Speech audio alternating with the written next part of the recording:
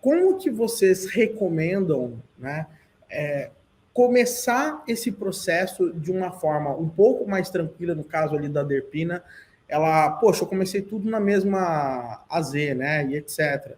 Né? Pô, bota em múltiplas AZs, inclusive não tem, eu acho que custo adicional, né, tráfego entre AZ não paga mais, inclusive, né, por exemplo, na Amazon.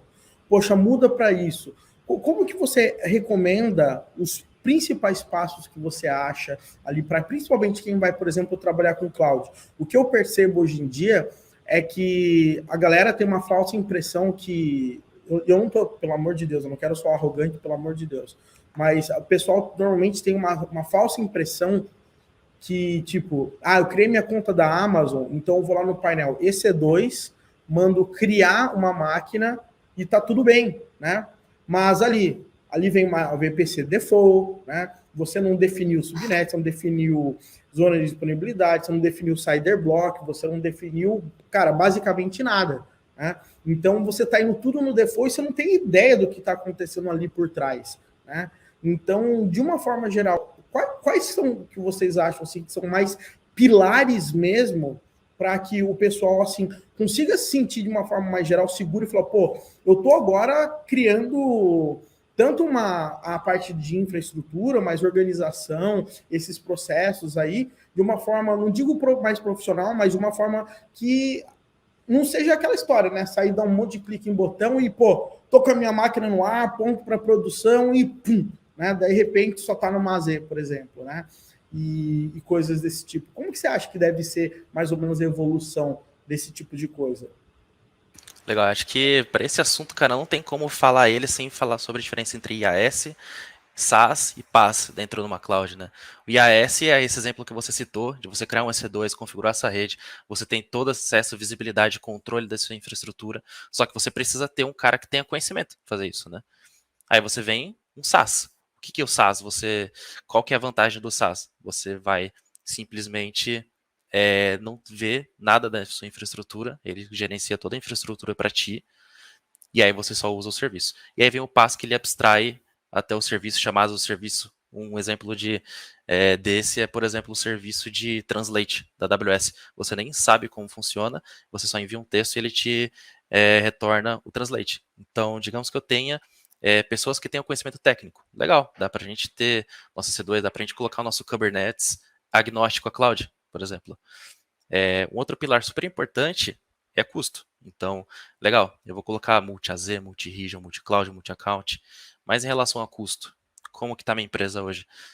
Eu vou roubar uma frase do Juliano, que eu uso desde que eu aprendi com ele lá no curso de Java, lá no técnico, que é o KISS, que é o Keep It Simple Stupid. Então, você começa simples, vai controlando os custos, coloca aquela métrica, observabilidade, e aí você vai em beta contínuo, que é um DNA, que a gente tem um princípio cultural aqui no Meli, você vai melhorando ele em relação ao custo, em relação ao uptime, em relação à experiência do serviço, e aí, quer dizer, eu acho que esse é um bom pontapé, né? Não tem como a gente falar, você faz isso, e aí vai funcionar, esse é o caminho que você tem que seguir.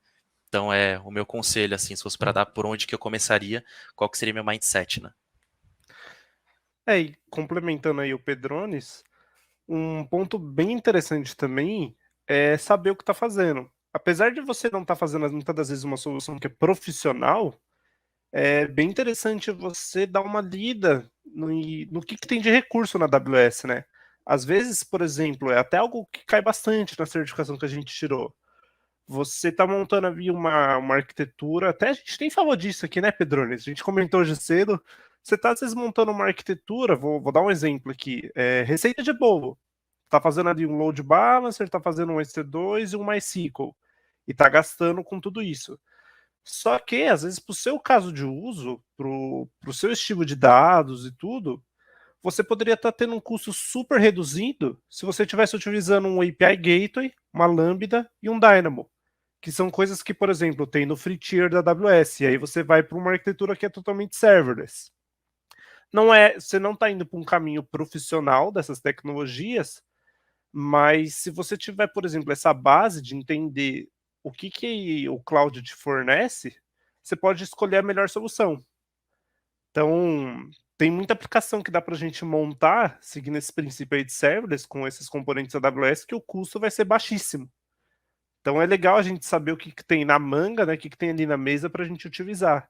Então não sair ali dando clique em EC2 porque o mundo inteiro usa EC2. Às vezes, para o seu caso de uso, você consegue usar outra coisa que o cloud te provê e vai sair muito melhor, muito mais barato. E principalmente tudo que é serverless hoje, né? O Dynamo tem coisa pra caramba de free tier, né, cara? Para conseguir trabalhar as Lambda Functions, você consegue receber uma pancada de processamento diário sem gastar um centavo no dia a dia, né? E você não precisa manter máquina de pé ligada. Tem umas empresas, eu conheço uma galera aí que está trabalhando 100% com serverless. Isso já me dá um arrepio, de forma geral, para quem está acostumado sempre com sistemas, Kubernetes, daí de repente tudo vira função para lá e para cá. Eu assumo que eu não estou acostumado, mas vale a pena a gente tentar ter um pouquinho mais de profundidade. Agora, um ponto que a gente acabou falando ali e que vale a pena, eu tento ressaltar sempre isso. Observabilidade no dia zero, né? Não dá para subir e falar, depois eu coloco, depois eu vejo como é que vai ficar lá no APM ou coisas desse tipo, né? O negócio já tem que subir sendo observável, né? Sim. Até eu complementaria essa sua frase, Wesley. Você precisa já saber como ele vai se comportar antes do dia zero.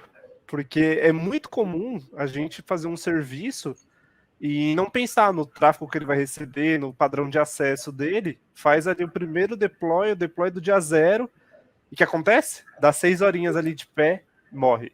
E aí a gente tem que voltar para aquela etapa, olhar o desenvolvimento, olhar o que está errado. E, gente, isso não é história de outro mundo. Eu já passei isso várias vezes na minha vida, da gente fazer um serviço, olhar a solução e falar, nossa, isso está muito bom. Mas não pensa no padrão de acesso, não pensa na quantidade de RPM, aí taca isso em produção, cai, não aguenta. É muito comum. E fora que às vezes você pode ter, inclusive, soluções que você fez que está muito boa, ela vai retornar, vai, sei lá, pegar um modelo de machine learning, conseguir gerar os produtos recomendados e não sei o que, tá perfeito, cara. O problema é que para aquela parada rodar, tem um custo do cão também, né? Então, e assim, para desenvolvedor é fácil, né? Dá um cliquezinho ali no Furry e ele sai criando tudo. Mas no final das contas, você tem que ter um pouco de noção, né, do custo que cada coisa vai impactar em cada projeto, né? Porque da mesma forma que cloud não é ilimitada, com certeza grana não é ilimitada, né? Ainda, mesmo para o Meli aí que tá cheio de grana no bolso e tá numa super crescente, cada dia é uma empresa nova que compra ou cria, ou cada coisa maluca que os caras... Cada vez que eu falo com o Juliano, subiu 1.000 microserviços do sistema e mais 200 deploy por dia, que aumentou na taxa. Então, para vocês terem uma ideia, a primeira vez que eu falei com o Juliano, a primeira live que o Juliano participou, tinha 8.000 microserviços. Tinha 8.000 aplicações no Furry. Estão com 24 agora, cara. Imagina, olha que loucura. Então, é muita coisa.